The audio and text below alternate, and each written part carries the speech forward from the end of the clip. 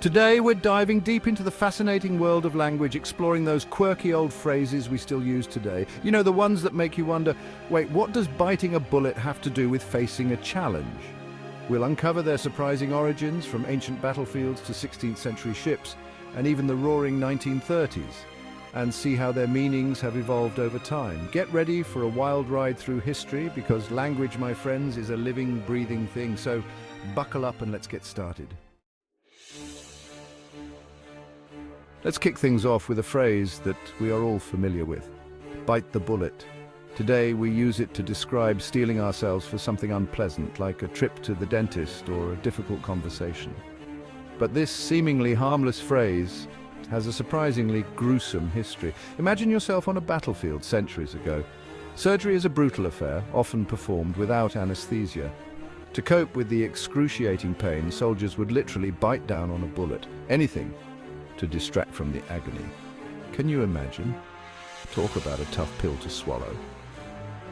So, next time you're told to bite the bullet, remember those brave souls who endured unimaginable pain. It might just give you the courage to face your own metaphorical battles. Next up, we have break the ice, a phrase we use to describe those initial, sometimes awkward moments of interaction.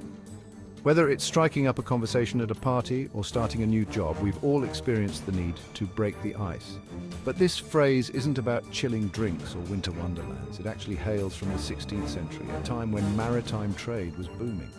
Back then, ships relied on open waters for navigation and commerce. During winter, frozen rivers and seas posed a major obstacle, preventing ships from reaching their destinations. To combat this, special ships called icebreakers were used to literally break through the ice, forging a path for other vessels. So when you're breaking the ice in a social situation, remember you're carrying on a tradition as old as seafaring itself, opening up channels of communication and forging connections. Now let's dish about spill the beans, a phrase synonymous with revealing secrets. Often unintentionally, we've all been there, letting slip a surprise party plan or accidentally revealing a spoiler, but this phrase's origins are far more official than a casual slip of the tongue. Believe it or not, spill the beans takes us all the way back to ancient Greece and their system of voting. Instead of paper ballots, they used beans. White beans for yes and black beans for no. These beans were carefully counted and stored, representing the voice of the people. However, accidents did happen. If someone knocked over a container spilling those precious beans, well, the voting results were out in the open for all to see. This accidental reveal became a metaphor for letting secrets slip, and the phrase "spill the beans" stuck around, a reminder that even democracy can be a bit messy. Chapter 4, Peeping Tom, a legacy of Lady Godiva. Let's move on to a phrase that's a little less light-hearted. Peeping Tom. This phrase refers to someone who secretly observes others, usually without their consent. Its roots lie in a legend from 11th century England. Lady Godiva, troubled by oppressive taxes, made a daring proposition. She would ride naked through the town if her husband agreed to lower the taxes. The Earl agreed, thinking she'd never do it. But she did, covered only by her long hair. The townspeople closed their shutters in respect. However, one man, a tailor named Tom, peeked. According to legend, he was struck blind, and so the phrase "Peeping Tom" was born.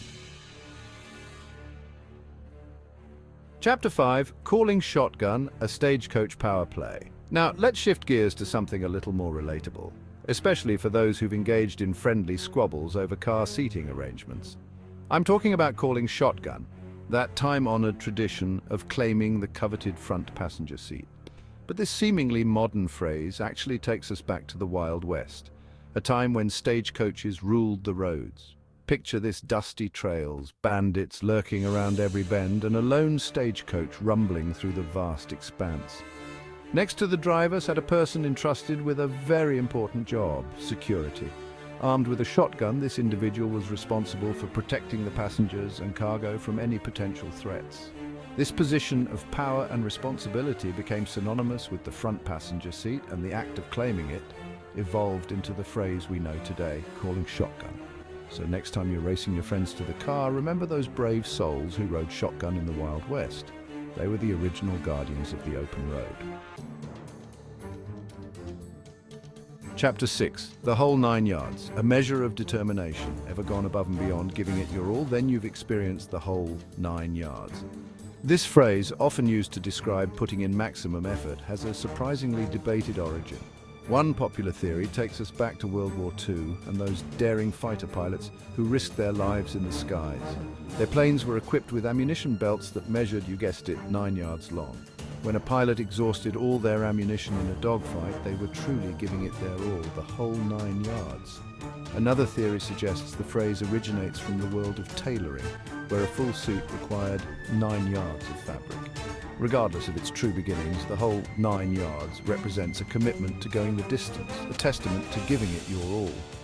So, whether you're tackling a challenging project or simply trying to make it through a Monday, remember those fighter pilots and their 9 yards of ammo. It might just give you the extra push you need to reach your own personal victory. Now let's address the elephant in the room, or perhaps I should say, the skeleton in the closet. Kick the bucket is a phrase we use to talk about death, often with a touch of dark humor. But its origins are anything but funny. One theory suggests the phrase is linked to the practice of hanging.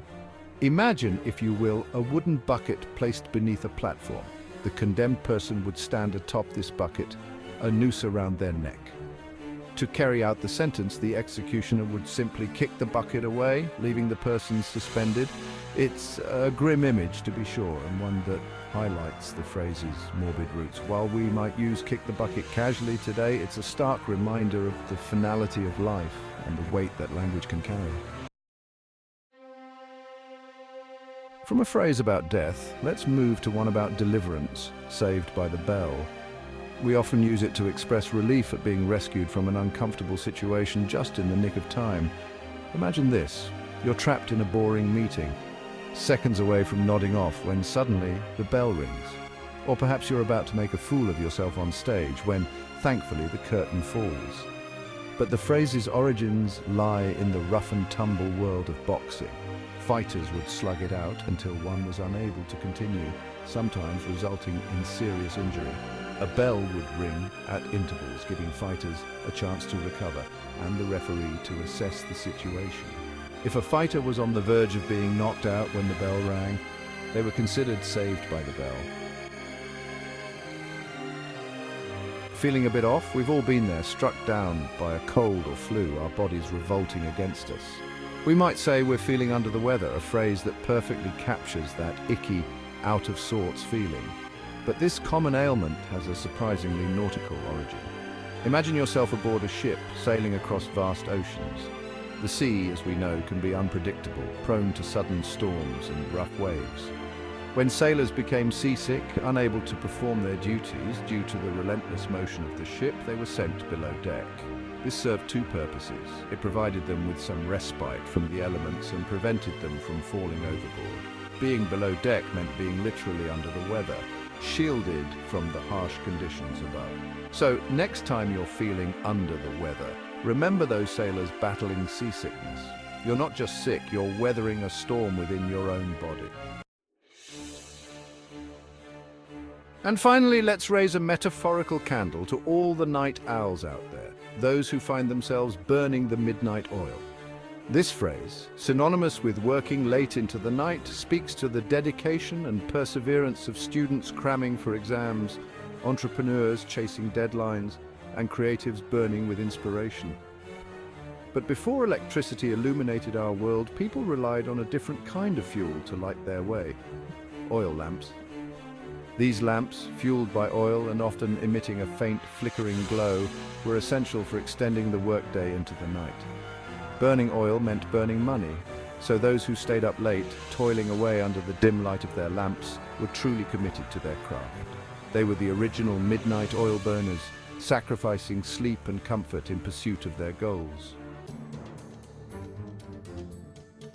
From battlefield surgery to ancient voting practices, these phrases offer a glimpse into the past, reminding us that language is a living tapestry woven from history, culture, and human experience. They've survived centuries of change, their meanings evolving alongside us. So, the next time you use one of these phrases, Take a moment to appreciate its journey through time. You're not just speaking, you're participating in a linguistic legacy that connects us all. What's your favorite old phrase and how do you use it today? Let us know in the comments. Until next time, keep those phrases alive.